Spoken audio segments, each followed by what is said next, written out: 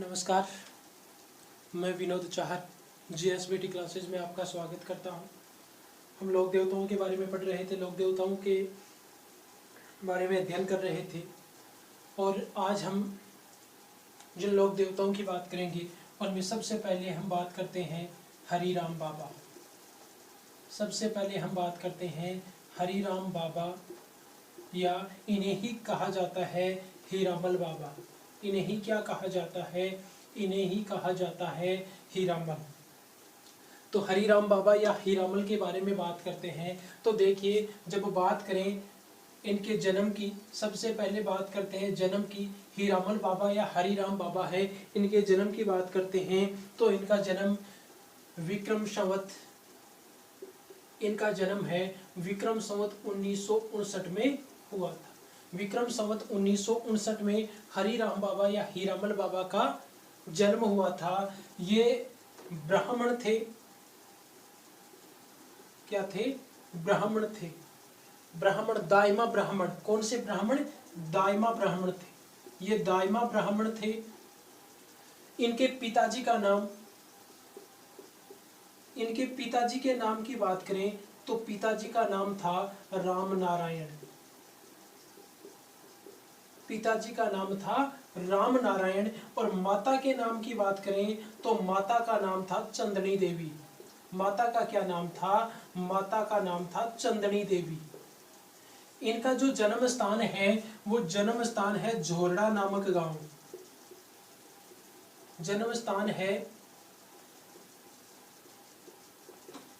झोरड़ा नामक गांव है। और ये कहां पर पड़ता है? ये पड़ता है नागौर में। झोरड़ा नामक गांव है वो नागौर में पड़ता है। और नागौर में ये झोरड़ा गांव है, ये इनका जन्म स्थान है जो सुजानगढ़ नागौर मार्ग पर है। कहां पर है? सुजानगढ़ नागौर मार्ग पर है। देखिए, इन्हें सर्प के काटने पर, सर्प के काटने पर इनका ध्यान किया जाता है। सर्प के काटने पर इनका ध्यान किया जाता है और कहते हैं कि इनके नाम का, और उस समय क्या किया जाता है? इनके नाम का धागा बांधा जाता है। इनके नाम का धागा बांधा जाता है और इनके नाम का धागा बांधने से जिस व्यक्ति को सर्प काटता है उसका जहर है वो अपने आप कम हो जाता है। अपने आप वो जहर है वो कम हो जाता है। इन्होंने यही मंत्र सीखा था। अपने जो गुरु थे उन गुरु से, अपने गुरु से सांप के कांटे का इलाज करने का मंत्र ही सीखा था। कौन सा मंत्र सीखा था? इन्होंने जो मंत्र सीखा था वो सांप के कांटे का इलाज। अगर किसी व्यक्ति को सांप काट ले, सर्प दंश कर ले, तो उसका इलाज है वो किस मंत्र से किया जा सकता है, वो मंत्र इन्होंने सीखा था। वो मंत्र इन्होंने सीखा था, हरिराम बाबा ने सीखा था। इनका जो मंदिर है वो मंदिर झोरड़ा गांव में ही बना हुआ है। इनका मंदिर कहां पर बना हुआ है? इनका मंदिर झोरड़ा नामक गांव में ही बना हुआ है। और इनके मंदिर की जो सबसे बड़ी विशेषता है वो विशेषता ये है कि इनके मंदिर में कोई मूर्ति नहीं है। इनके मंदिर में मूर्ति नहीं है, यानी जो पूजा की जाती है वो पूजा किसी मूर्ति की नहीं की जाती है। इनके मंदिर में पूजा किसी मूर्ति की नहीं की जाती है, बल्कि पूजा किसकी की जाती है? जब मंदिर में मूर्ति नहीं है तो पूजा किसकी की जाती है? तो देखिए, पूजा जो की जाती है वो की जाती है बाम्बी की। जो सर्प की बाम्बी है, जो सर्प की बाम्बी है, सांप का बिल, सांप का बिल, उस सांप के बिल की, उस सर्प की बाम्बी की क्या की जाती है? पूजा की जाती है। बाम्बी की पूजा की जाती है। और इनका जो प्रतीक है, इनका जो प्रतीक है वो प्रतीक है चरण कमल। क्या है? चरण कमल। इनके जो चरण कमल हैं उनको क्या माना जाता है? इनका प्रतीक माना जाता है। इनका प्रतीक है वो माना जाता है। और इनके चरण कमलों की और जो सांप की बाम्बी है उसी की पूजा की जाती है। तो ये थे हरिराम बाबा या हीरामल बाबा। इसके बाद में हम बात करते हैं एक और लोक देवता जिनका नाम है इलोजी। एक और लोक देवता है और उनका क्या नाम है, उनका नाम है इलोजी। देखिए ये इलोजी हैं, ये मारवाड़ में सबसे ज्यादा प्रसिद्ध है। कहां पर? मारवाड़ में प्रसिद्ध है। इलोजी हैं, ये मारवाड़ में प्रसिद्ध हैं।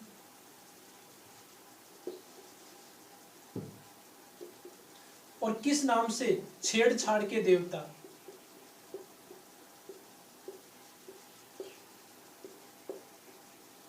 मारवाड़ में छेड़छाड़ के लोक देवता के नाम से प्रसिद्ध हैं, लोकप्रिय हैं।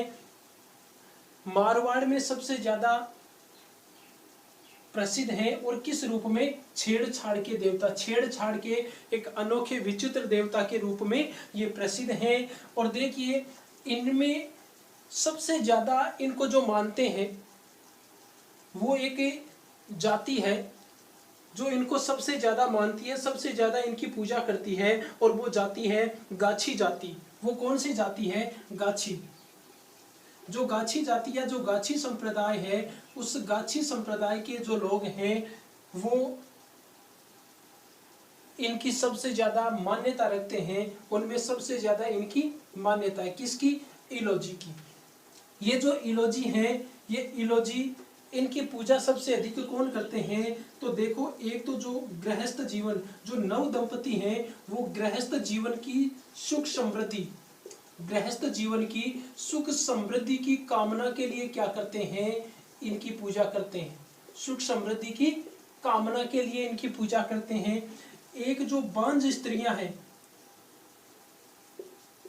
बांझ स्त्रियां हैं, वो बांझ स्त्रियां पुत्र प्राप्ति की कामना हेतु इनकी पूजा करती हैं। पुत्र प्राप्ति की कामना हेतु, पुत्र प्राप्ति की कामना हेतु इनकी पूजा करती हैं।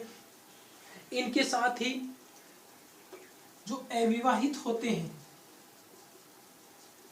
अविवाहित होते हैं, अविवाहित व्यक्ति इनकी पूजा करते हैं, इनकी पूजा करते हैं। अविवाहित व्यक्ति है वो इनकी पूजा करते हैं।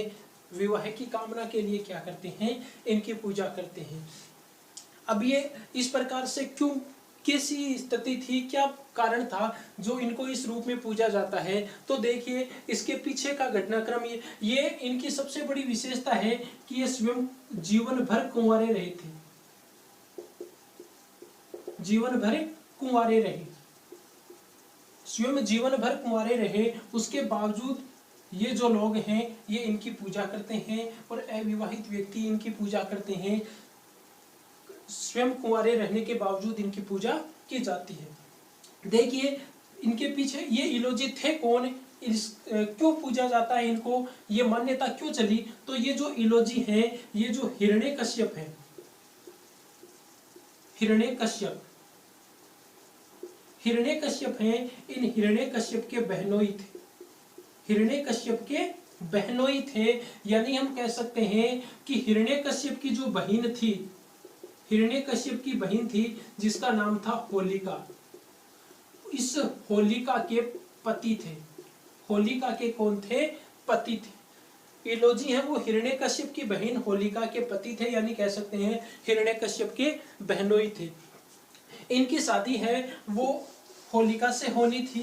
तो कहते हैं कि जब ये इलोजी बारात लेकर आए थे, उस समय ये जब शादी करने के लिए बारात लेकर आए, उस समय इधर हिरण्यकश्यप किसी और योजना में लगा हुआ था। तो सब जानते हैं, सबको पता है कि हिरण्यकश्यप ने प्रहलाद को मारने की योजना बनाई थी और उनको मारने के लिए उन्होंने होलिका की गोद में प्रहलाद को बिठा दिया था और दोनों को अग्नि में बिठा दिया था। तो होलिका है वो जल जाती है, प्रहलाद बच जाता है। तो जब इलोजी बारात लेकर यहाँ आए तो उन्होंने देखा कि होलिका है वो होलिका अग्नि में जल रही थी। होलिका है, होलिका अग्नि में जल रही थी। और जब जल रही थी तो ये इलोजी हैं, ये काफी दुखी हुए, अपनी सुध बुध खो बैठे, अपनी सुध बुध इन्होंने खो दी। और होलिका की जो राख थी, होलिका की जो राख थी, उस होलिका की राख को अपने शरीर पर, राख को अपने शरीर पर मलने लग जाते हैं। जो भी वस्त्र थे वो सारे के सारे वस्त्र उतार फेंकते हैं और होलिका की जो राख है उस राख को अपने शरीर पर अपने शरीर पर मलने लग जाते हैं, अपने पूरे शरीर पर उस राख को लगा लेते हैं। और फिर ये इसी रूप में रहे, ऐसा कहते हैं कि फिर ये इसी रूप में रहे थे। और इसी घटनाक्रम से, और ये बात कब की है, होलिका, हम कहते हैं कि धुलंडी, होली के बाद में होली का जो पर्व आता है उसके दूसरे दिन हम धुलंडी मनाते हैं। एक त्योहार और मनाते हैं जिसका नाम है धुलंडी, और इसी को छारंडी भी कहा जाता है। जो धुलंडी है वो धुलंडी है, उसका प्रारंभ इसी कारण हुआ था। उस दिन हम करते क्या है, एक दूसरे को अबीर गुलाल लगाते हैं। उस दिन हम एक दूसरे को अबीर गुलाल लगाते हैं। तो ये इसी घटनाक्रम से रिलेटेड है, और उस दिन को हम धुलंडी के नाम से मनाते हैं। एक दूसरे को, जिस प्रकार से इलोजी ने अपने पूरे शरीर पर राख लगाई थी, उस प्रकार से हम भी क्या करते हैं, एक दूसरे को अबीर गुलाल लगाते हैं। इनके जो मंदिर हैं, इनके मंदिर की विशेषता की बात करें तो इनके मंदिरों में इनकी जो मूर्ति होती है वो आदमकद किस रूप में या किस स्वरूप में होती है। तो जो मूर्ति होती है मंदिरों में, वो मूर्ति है वो आदमकद होती है। कैसी होती है, आदमकद।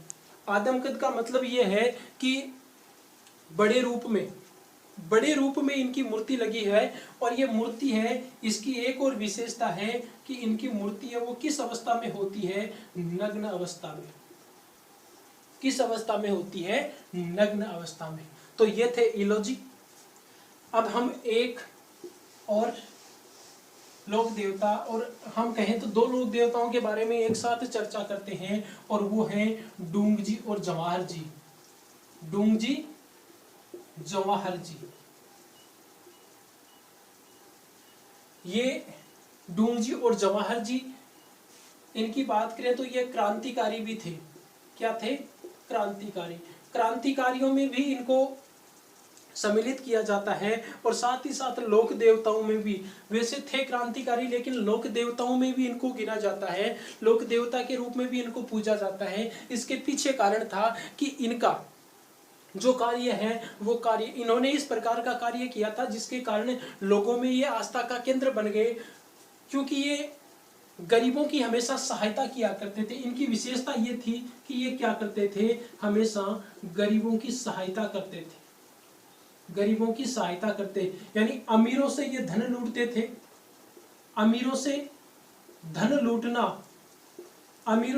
लूटना और उस लूटे हुए धन को क्या करना, गरीबों में बांट देना। गरीबों में बांट देना, ये इनकी सबसे बड़ी विशेषता थी। और इसी कारण इनको लोग हैं वो लोक देवताओं के रूप में भी पूजने लगे।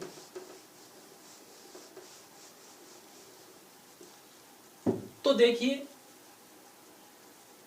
डूंगजी जवाहर जी हैं, ये काका भतीजा थे। कौन थे, काका भतीजा। काका भतीजा थे और जाति के राजपूत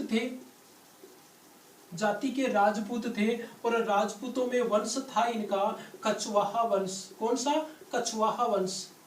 कछवाहा वंश के राजपूत थे। शेखावाटी का एक जिला जिसका नाम है सीकर। और सीकर का एक स्थान जिसका नाम है बठोट। सीकर का एक स्थान है जिसका क्या नाम है, बठोट। तो बठोट में इनका जन्म हुआ था। डूंगजी जवाहर जी का जन्म कहाँ हुआ था, बठोट सीकर में। बठोट सीकर में जन्म हुआ था। काका भतीजा थे और कछवाहा वंश, राजपूतों में कछवाहा वंश में इन्होंने जन्म लिया। आगे देखिए, इनके बारे में और चर्चा करते हैं। कहते हैं कि ये दोनों हैं, ये हमेशा गरीबों की सहायता किया करते थे। क्या करते थे, गरीबों की सहायता करते थे, हमेशा गरीबों की सहायता करते थे। और इसी क्रम में इन्होंने एक बार जो रामगढ़ शेखावाटी है उसका, रामगढ़ का एक व्यापारी था, रामगढ़ का एक व्यापारी था और उसकी बाड़द को इन्होंने लूटा था। और जो रामगढ़ का व्यापारी था उसका नाम था गुरसामल अणतमल, गुरसामल अणतमल। रामगढ़ शेखावाटी के व्यापारी गुरसामल अणतमल की बाड़द को लूटा था। बाड़द जो ऊंट और घोड़ों का जो टोला होता है जिसमें सामान, जिन पर सामान लाद कर ले जाया जाता है, उसे क्या कहा जाता है? उसे बाड़द कहा जाता है। उसे क्या कहा जाता है? उसे बाड़द कहा जाता है।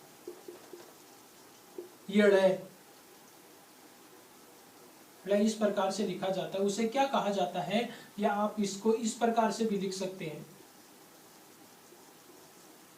तो उनकी बाड़द को लूटा था और बाड़द लूट कर ये कहाँ चले गए थे? बाड़द लूट कर ये पुष्कर अजमेर गए थे। और पुष्कर अजमेर का जो घाट है, उस घाट पर इन्होंने क्या किया था? वो गरीबों में, वो जो जितना भी धन लूटा था वो सारा धन गरीबों में बांट दिया था। सारा धन गरीबों में बांट दिया था। इनके दो सहयोगी और थे, डूंगजी जवाहर जी के दो सहयोगी थे। वो दो सहयोगी कौन थे? तो देखिए वो दो सहयोगी थे, एक था करनिया मीणा और दूसरा था लोठू जाट। इनके जो सहयोगी थे, दो सहयोगी थे। कितने सहयोगी थे? दो सहयोगी थे। एक था करनिया मीणा और दूसरा था लोठू जाट। दूसरा था लोठू जाट। ये लोठू जाट है, ये निठारवाल था। इसकी जो गोत्र है वो क्या थी? निठारवाल। जाति जाट और गोत्र थी वो क्या थी? निठारवाल थी। और ये जो लोठू जाट है ये रिंगस का था। कहाँ का था? रिंगस का। लोठू जाट है वो रिंगस का था। कहते हैं कि एक बार ये डील में हष्ट पुष्ट मजबूत कदकाठी के थे। कहते हैं कि एक बार ये रास्ते से जा रहे थे और उसी रास्ते से एक जागीरदार था, उनका पुत्र है, वो जा रहा था। उसने लोठू जाट को कुछ कह दिया और लोठू जाट ने उनकी बात को सुना तो उनको गुस्सा हो गया। और कहते हैं कि उन्होंने काफी लंबे भी थे, तो वो जो घोड़े पर बैठा हुआ था उसको नीचे से इन्होंने क्या किया? एक थप्पड़ मारा। और उस थप्पड़ मारने के साथ में ही वो व्यक्ति है वो नीचे गिर गया और उसके प्राण फगेरू उड़ गए। उस डर के कारण लोठू जाट है वो वहां से भागे। कहां से? रिंगस से भागे। और रिंगस से भाग कर ये कहां पर आ गए? बठोट आ गए। कहां पर आ गए? बठोट आ गए। बठोट में इनकी बहन थी। बठोट में इनकी बहन थी, यानी ये बठोट में अपनी बहन के पास में आ गए और बहन के पास आकर रहने लगे। अब बात यह है कि डूंगजी जवाहर जी से ये किस प्रकार मिले? तो कहते हैं कि उस समय बठोट में एक सांड था जो काफी बलिष्ठ था और वह लोगों को मारा करता था। भाग भाग कर पीछे दौड़ दौड़ कर लोगों को मारता था। कोई उसको कंट्रोल में, काबू में करने वाला नहीं था। तो किसी ने कहा कि अपने गांव में एक बड़ा हष्ट पुष्ट बलिष्ठ व्यक्ति आया है, वो हो सकता है इस सांड को काबू में कर ले। तो डूंगजी जवाहर जी ने लोठू जाट को वहां पर बुलाया। तो कहते हैं कि लोठू जाट ने उस सांड को पकड़ लिया था और उसके बाद में उनकी उस वीरता से डूंगजी जवाहर जी काफी प्रभावित हुए और अपने साथ में उनको अपना सहयोगी बना लिया। तो डूंगजी जवाहर जी हैं, इनका हमेशा काम यही था कि गरीबों की सहायता करना। क्या करते थे? गरीबों की सहायता करते थे और जो भी धन लूटते थे वो सारा का सारा गरीबों में बांट देते थे। ये अपने इसी कार्य में लगे रहते थे। अब एक अलग प्रकार का घटनाक्रम भी इसमें घटता है। कहते हैं कि जो डूंगजी हैं, डूंगजी के साले ने एक बार अंग्रेजों के साथ में मिलकर क्या कर दिया था? डूंगजी को अंग्रेजों को पकड़वा दिया था। डूंगजी को क्या किया था? अंग्रेजों को पकड़वा दिया था। डूंगजी अपने ससुराल गए हुए थे और इनका ससुराल था वो था झाड़ावास या झाड़ावास। वहां पर इनका ससुराल था। ये अपने ससुराल गए हुए थे और उस समय डूंग जी को इनका साला है वो क्या करवा देता है, अंग्रेजों को पकड़वा देता है और अंग्रेज इनको ले जाकर कहाँ बंद कर देते हैं, आगरा के किले में। आगरा के किले में बंद कर देते हैं। कहते हैं कि जब इनको आगरा के, डूंग जी को आगरा के किले में बंद कर दिया गया तो लोठू जाट, करण या मीणा और जवाहर जी हैं वो बठोट आ जाते हैं। बठोट में किसी प्रोग्राम में ये शरीक होते हैं, कोई प्रोग्राम था, पार्टी वार्टी थी, उसमें आते हैं। तो उस समय डूंग जी की पत्नी जवाहर जी को ताने मारती है कि वारे जवाहर जी, तेरा सहयोगी जेल में बंद है और तू यहाँ पर महफिल में मजे लूट रहा है। तो कहते हैं कि उस समय तीनों ने ये निश्चय कर लिया था कि डूंग जी को छुड़ा कर लाएंगे। तो तीनों हैं वो योजनाबद्ध रूप से इनको छुड़ा कर लाते हैं, आगरा के किले से छुड़ाते हैं, रेकी करते हैं, पूरी आगरा के किले की पूरी रेकी करते हैं और रेकी करने के बाद में छुड़वा कर लाते हैं, डूंग जी को छुड़वा कर लाते हैं। उसके बाद में अंग्रेजों ने इन पर काफी पेनी नजर रखना शुरू कर दिया था। अंग्रेज हमेशा इनको पकड़ने की फिराक में रहते थे और अपने कुछ व्यक्ति भी इनके पीछे लगा रखे थे कि जैसे ही मौका मिले और उनको पकड़ लिया जाए। लेकिन ये अंग्रेजों की पकड़ में आने वाले नहीं थे। इन दोनों को फिर करणिया मीणा और लोठू जाट इनके सहयोगी थे, उनको धोखे से मार दिया गया था, उनको धोखे से मारा गया था। और फिर डूंग जी और जवाहर जी को यहीं के दो शासक थे, उन्होंने शरण दी थी। डूंग जी को जोधपुर के शासक थे जिनका नाम है तख्त सिंह। डूंग जी को जोधपुर के शासक जिनका नाम क्या था, तख्त सिंह ने शरण दी थी। डूंग जी को जोधपुर के शासक तख्त सिंह ने शरण दी थी। और जो जवाहर जी हैं इनको बीकानेर के शासक थे। और बीकानेर के शासक जो थे उनका क्या नाम था, तो बीकानेर के शासक का नाम था रतन सिंह। बीकानेर के शासक रतन सिंह ने इनको शरण दी थी, इनकी शरण में रहे थे। तो ये थे डूंग जी और जवाहर जी। आज के वीडियो में इतना ही, धन्यवाद।